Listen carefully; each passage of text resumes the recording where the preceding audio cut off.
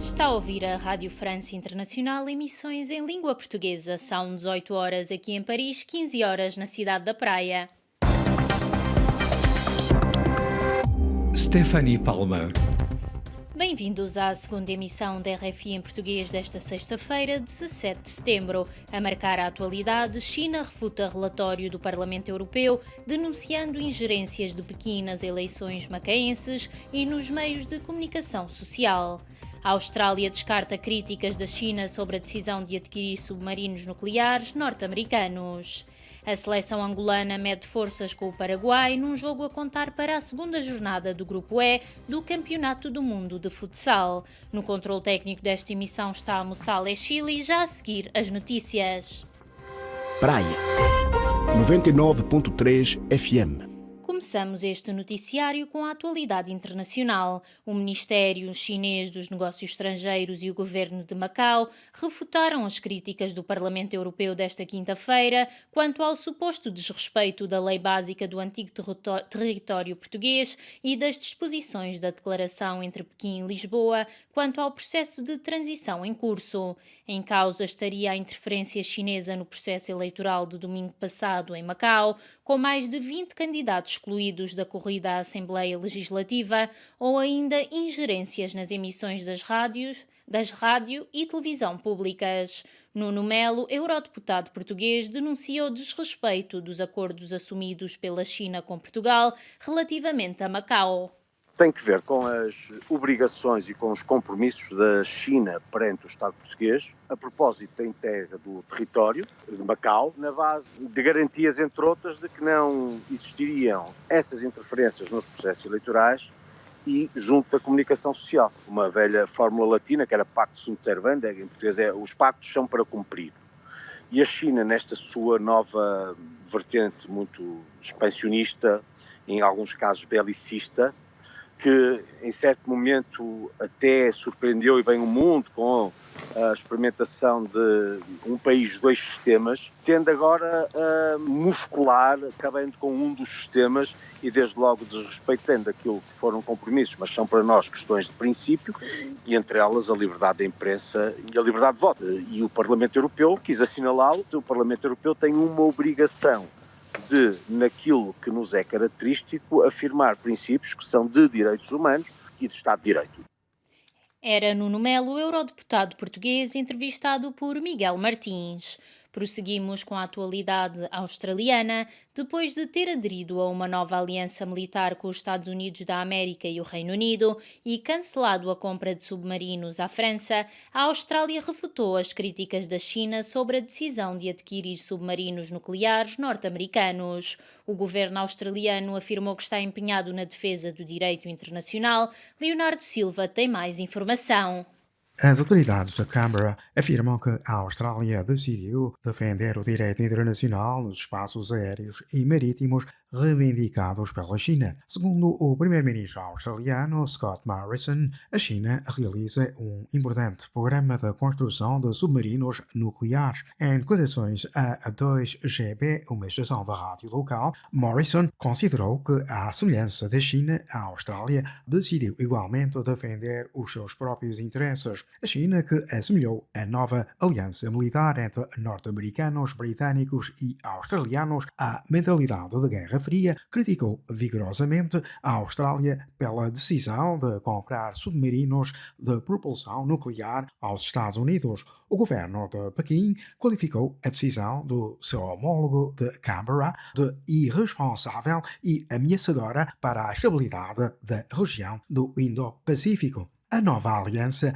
suscitou igualmente o descontentamento da França, que, na sequência, perdeu um contrato de 59 mil milhões de euros para a construção de 12 submarinos de propulsão. O chefe da diplomacia francês, Jean-Yves Le Drian, qualificou a decisão australiana de punhalada nas costas, unilateral, imprevisível e brutal. Prosseguimos com a Itália. O país vai exigir um certificado digital a todos os trabalhadores a partir de outubro. A medida abrange o setor público e privado. Itália é o primeiro país da Europa a adotar o certificado para o acesso a todos os locais de trabalho. São Tomé, 102.8 FM. Passamos agora para a atualidade africana. Em São Tomé e Príncipe, quase 2 anos depois do surgimento da Covid-19, os efeitos da pandemia continuam a sentir-se no país. José António, chefe de Departamento de Qualificação Turística em São Tomé e Príncipe, reconhece que o país atravessou um período sombrio, porém admite que nos últimos tempos se verificou um aumento do número de entradas. O impacto da Covid-19 sobre o turismo santomense é grande. Em 2019 atingimos 72 mil visitantes, mas já no ano 2020 tivemos uma redução de cerca de 35% das entradas. Portanto, isso quer dizer que afetou gravemente a economia santomense. Portanto, o impacto é grande. Bom, neste momento já se verifica um certo aumento de número de visitantes ao país, não obstante a situação da Covid-19 prevalecer. Porém, é bom ressalvar que o São Tomé e Príncipe, apesar dos efeitos negativos da Covid-19, portanto, nós temos um ambiente sadio, porque o número de pessoas infectadas não é grande comparativamente, e nem tampouco o número de mortes. Era José António, chefe de Departamento de Qualificação Turística em São Tomé e Príncipe, entrevistado por Neide Ribeiro, um trabalho que poderá ouvir na íntegra na segunda parte da emissão. Ainda em São Tomé e Príncipe houve um aumento residual de turistas que ainda não tem impacto nas pequenas unidades hoteleiras, reconhece Tina Costa, proprietária de uma residencial que abriu as portas em 2008. Depois da pandemia, quase que não temos tido cliente até agora. Como vê, a casa está aberta, o cliente não aparece, abrimos e fechamos. Quantas pessoas é que trabalhavam aqui antes da pandemia? 6. Quantas pessoas é que trabalham agora? Só uma pessoa, que não há cliente. E essas pessoas foram mandadas embora para casa? Sim, foram mandadas para casa.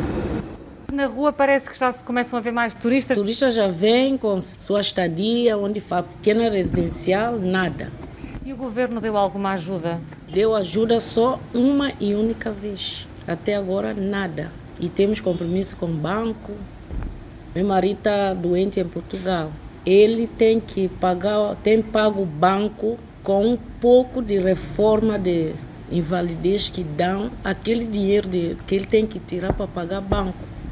Era Tina Costa, proprietária de uma residencial que abriu as portas em 2008, entrevistada por Neide Ribeiro, que também poderá ouvir na reportagem na segunda parte da emissão. Na África do Sul, o Tribunal Superior de Gauteng, em Joanesburgo, está a ouvir hoje uma contestação do Fórum para a Monitoria do Orçamento à extradição de Manuel Chang para Moçambique. A audição já foi adiada por 2 vezes. Prosseguimos com a atualidade em Moçambique. O Alto Comissariado das Nações Unidas para os Refugiados apelou em comunicado a uma investigação rápida que leva à responsabilização dos homicidas pela morte de um refugiado ruandês de 49 anos que exercia atividade comercial em Maputo. Prosseguimos agora com a atualidade esportiva. A seleção angolana mete forças com o Paraguai hoje num jogo a contar para a segunda jornada do Campeonato do Mundo de Futsal. Esse jogo para nós é de vida ou morte, porque nós sabemos que precisamos de fazer 3 pontos no mínimo para ficar entre os melhores terceiros. Eu acho que vai ter que se mudar a mentalidade que nós abordamos o jogo contra o Japão. Temos que estar mais concentrados, temos que melhorar a nossa finalização, que também foi um handicap da derrota que nós tivemos. Mas corrigimos no treino, vamos insistir em outros erros que nós cometemos defensivos no jogo com o Japão e motivar o grupo para que podemos fazer um bom jogo contra o Paraguai. O que é que espera desta equipa do Paraguai? O Paraguai não foge o que é o Japão. É uma situação muito forte. E como eu disse sempre, nós somos teoricamente o elo mais fraco deste grupo. Então nós queremos contrariar, em virtude de nós sermos o outsider do grupo. Vamos esperar a pressão alta deles, as coberturas deles que são muito bem definidas e nós sabemos que eles têm pontos fracos. Entre eles, na minha modesta opinião, é que nós podemos explorar as nossas capacidades individuais quando nós precisarmos. Era Rui Sampaio, treinador de Angola, entrevistado por Marco Martins, o nosso enviado especial a Claipeda. Poderá ouvir a entrevista alargada no Magazine de Desporto a seguir ao noticiário. É o fim deste bloco informativo. Continue connosco.